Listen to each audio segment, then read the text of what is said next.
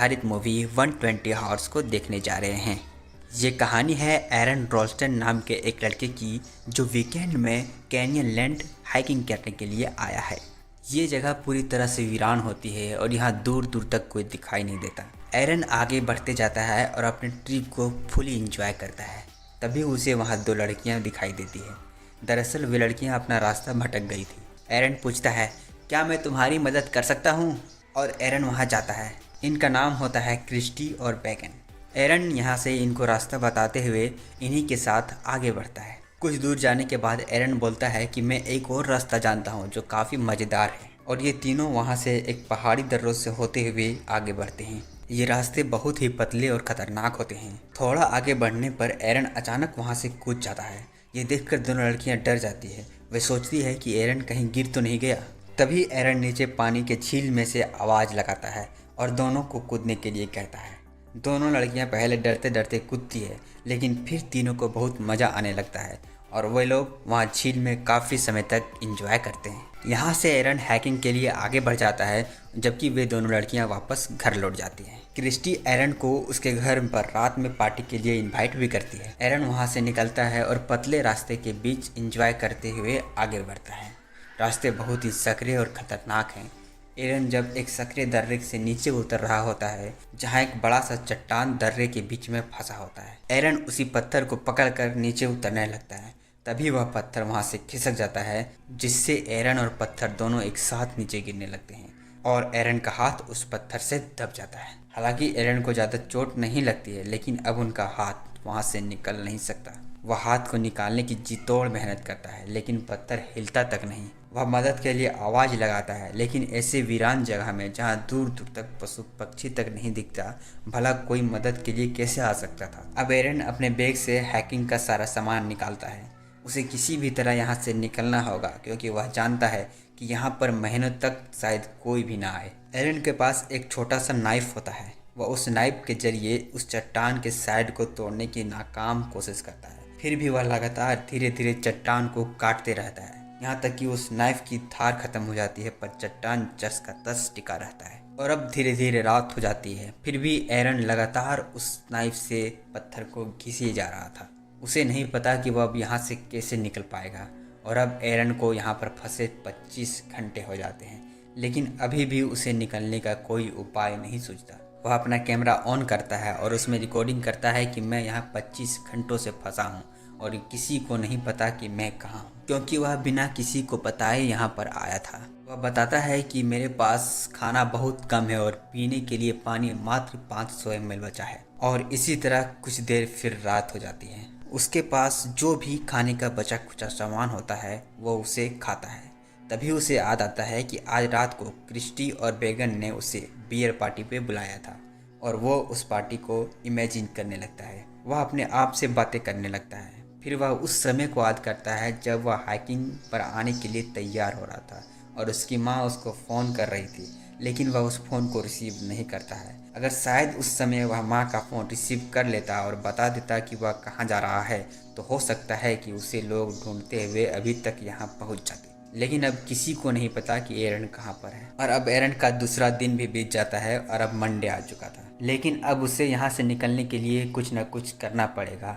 वह अपने हाइकिंग के रस्सियों से पुली बनाता है, जिसमें वह एक सिरे से पत्थर को बांधता है और दूसरे सिरे से पत्थर को उठाने का कोशिश करता है, लेकिन बहुत कोशिश करने के बाद भी वह पत्थर हिलता तक नहीं। इसके बाद वह रस्सी के उस सिरे को अपने पैर में फंसाकर पत्थर को उठाने की कोशिश करता है, लेकिन इस बार भी उसे नाकामयाबी ही मिलती है। इधर एरन का पानी पूरी तरह खत्म हो चुका था, इसलिए अब वह अपने यूरिन को बोतल में जमा करता है, क्योंकि उसे पानी नहीं मिलेगा तो वह मर जाएगा। वह जिंदा रहने की पूरी कोशिश कर रहा था और अब उसे अपना यूरिन पीकर जिंदा रहना पड़ेगा। एरन अपना मन को बहलाने के लिए हर एक छोटी चीजों को नोटिस करता है, क्योंकि उसके पास कुछ काम भी नहीं है और वह यहाँ से हिल भी नहीं सकता। एरन अब भूख, प्यास और अकेलेपन से पूरी तरह ऊब चुका था, इसलिए वह वहाँ से जिंदा बच निकलने के लिए अपने हाथ को काटने का फैसला करता है और वह उसी चाकू से अपने हाथ को काटने लगता है। पर चाकू पूरी तरह से भोथरा हो चुका था, इसलिए उस चाकू से स्किन तक नहीं कटती और इस तरह से एक और दिन खत्म हो जाता है। अब एरन को अपना परिवार, अपनी एक्स गर्लफ्रेंड और अपने दोस्तों के साथ बिताए दिन याद आने लगते हैं। वह अपनी पिछले जिंदगी में खो सा जाता है। तभी आसमान में बिजली कड़कती है और जोरदार बारिश होने लगती है। एरन के पास पीने का पानी खत्म हो गया था और वह बहुत प्यासा था, इसलिए वह बारिश के पानी को बोतल में भरने लगता है। पर बाहर का पानी तेजी से उस पहाड़ी दर्रे में घुसने लगता है। धीरे धीरे वहाँ पानी का लेवल बढ़ने लगता है और एरन उसमें डूबने लगता है। तभी एरन पानी के अंदर डूबता है और पूरी जान लगाकर चट्टान को धकेलता है, जिससे उसका हाथ बाहर निकल जाता है।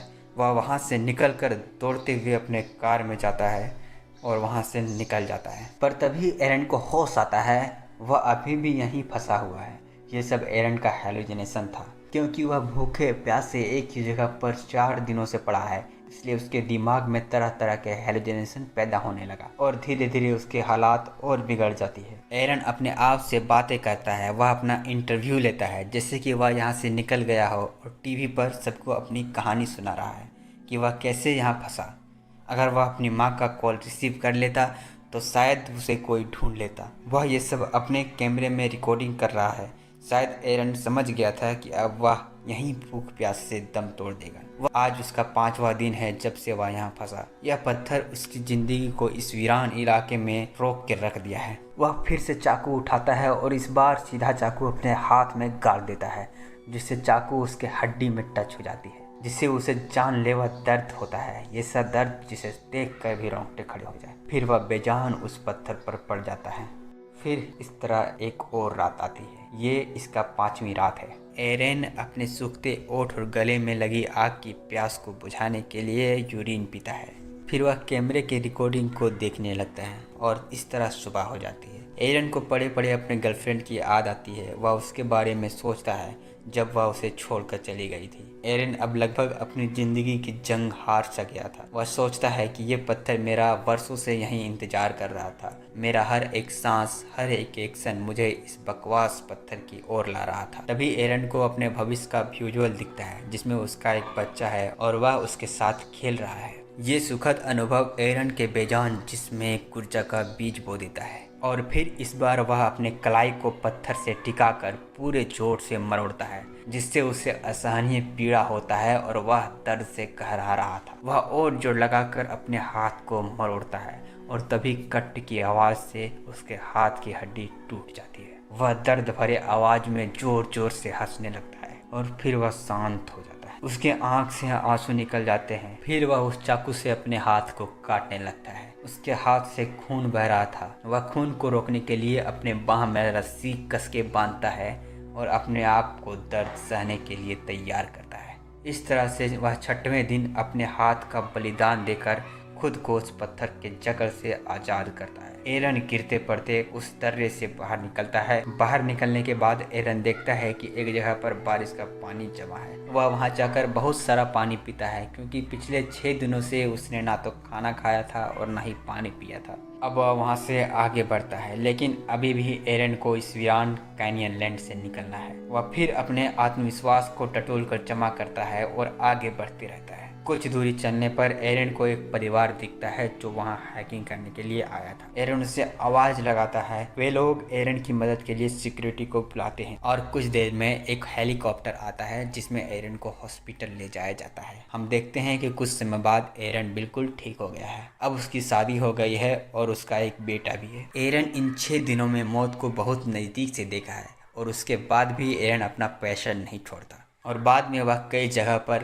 क्लाइंबिंग करता है। इसी के साथ ये कहानी खत्म हो जाती है। दोस्तों, ये एक सच्ची घटना है जिसमें एरन 6 दिनों तक पहाड़ी दर्रों में फंसा रहा। एरन ने अपना संयम नहीं छोड़ा और हिम्मत नहीं हारी और 5 दिनों तक सरवाइव करने के बाद 6वें दिन एरन अपना हाथ काटकर वहां से निकल गया। एरन ने एक इंटरव्यू में कहा है कि अगर वह पहले दिन ही अपना हाथ काट लेता तो शायद उसकी मौत खून बहने से हो जाती, पर जब वह 6वें दिन अपना हाथ को काटता है तो उसका पल्स रेट काफ़ी लो था, इसलिए वह हाथ काटने के बावजूद 4 घंटों तक भटकता रहता है। ये घटना 26 अप्रैल 2003 की है और इस पर फिल्म 2010 में बनी है। Hope you enjoy the story. Please like the video and subscribe our channel.